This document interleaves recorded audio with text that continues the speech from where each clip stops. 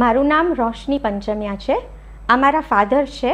એમનું નામ શશિકાંત ત્રિભુવન દોશી છે.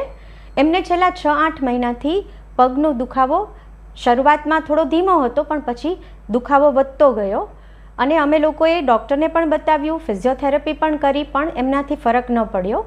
અમને ડૉક્ટર અમીશ સંઘવીનો સારો રેફરન્સ મળ્યો, માટે અમે ડૉક્ટર સાહેબને મળ્યા અને ડૉક્ટર સાહેબે એમના એક્સરેઝ ને બધું જે કાંઈ MRI જે કાંઈ કરાવવાનું હતું તે કરાવી અને એવું નિદાન કર્યું કે એમને પાછળનો બણકો છે એ થોડો વાંકો થઈ ગયો છે. એમની સ્પેસિફિક ટર્મિનોલોજી નથી ખ્યાલ, પણ એ વાંકા થવાથી એમની 6 નસ દબાઈ છે અને એ નસના સરખી કરવા માટે ઓપરેશન ખૂબ જરૂરી હતું.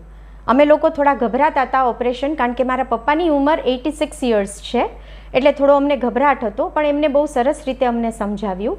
અમારો કોન્ફિડન્સ લેવલ એકદમ વધ્યો અને અમે એ રીતે એમનું ઓપરેશન કરાવ્યું. ઓપરેશન પછી એમને ઘણું સારું છે અને ઘણી રીતે અમને સપોર્ટ મળ્યો છે.